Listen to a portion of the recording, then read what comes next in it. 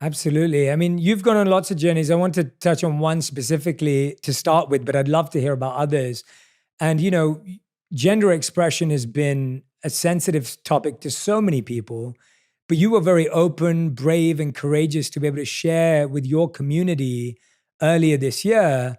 And I wanted to talk to you about that because I feel that that's sometimes when you're looking within and you're traveling, you come across things maybe that you didn't know about, or you come across things that maybe were hidden away or covered over or pushed aside, or maybe they weren't allowed to breathe.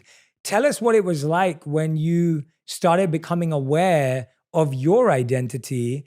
And was that a surprise, or was it something that you knew was there, but that you just felt you didn't get to expand your consciousness to it?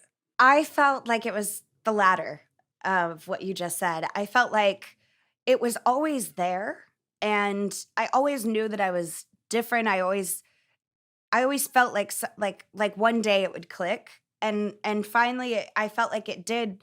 I was in a relationship, in a straight relationship, with a man, and was engaged, and my life was taking a course that I I thought I could see the ending, but when I was in it, I just thought this isn't it for me. And when that ended, it forced me to take a look at what is it about myself that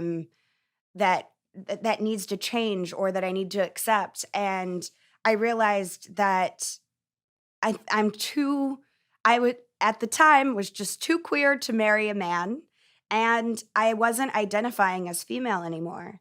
And I realized that because I had become friends with uh, a good friend of mine named Alok Vedmanan, and I went to a poetry slam show or performance that they did, and they talked about being non-binary, and that show really resonated with me. But it was right after that that I kind of jumped into a hetero relationship, and really started to play that role of like the female. I just being engaged, the whole thing.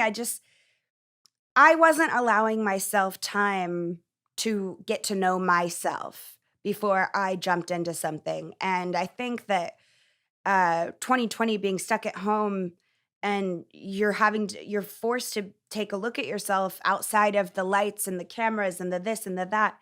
I realized that I'm not who I am on stage, and also there's so much more to me than that. And that was a really cool lesson to learn.